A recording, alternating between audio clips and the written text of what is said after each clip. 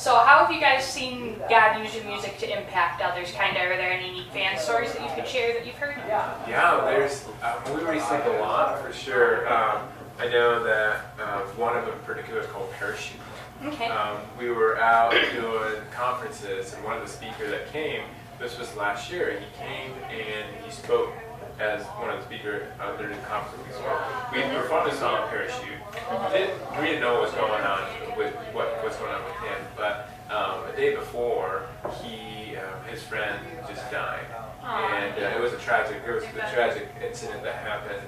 And for him, it was like everything kind of fell apart. And when we played Parachute, Parachute was pretty rocking song, you know? And the words that was in the song really spoke to him because he felt like his world was chaotic.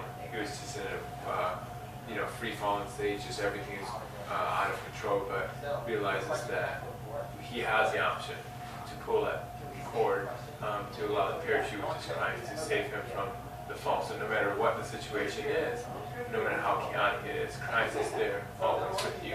And he didn't tell us about that until a year later. We did another conference, and he was there. He was there again, and he said, "Hey man," he's like, "When you guys play the song Parachute again," because he said, "You wouldn't believe like that was my song for the entire month of going through some of the heartache and some of the tragedy that he witnessed and went through." And he said, that song meant a lot to him. So yeah, it's just things like that kind of like you don't know what's going on in a person's life, and then after they share with you, it's just like, oh, that's a praise the Lord that happened.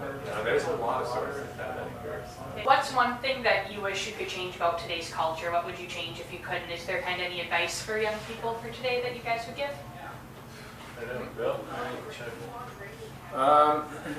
I think one big thing is that I think we see a lot of mediocrity going on,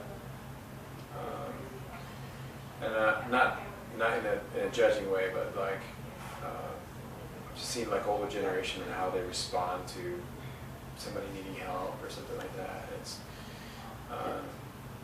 they're different, and not that I'm saying, hey, we're the younger generation and we can't live up to that or whatever, but I think, especially with the situation that the direction that this world's going to, I think we need really men and women of faith that is real about this, about Jesus Christ, not about a religion, and go out there and show who Christ really is through the way you live. And I think that's for younger generation.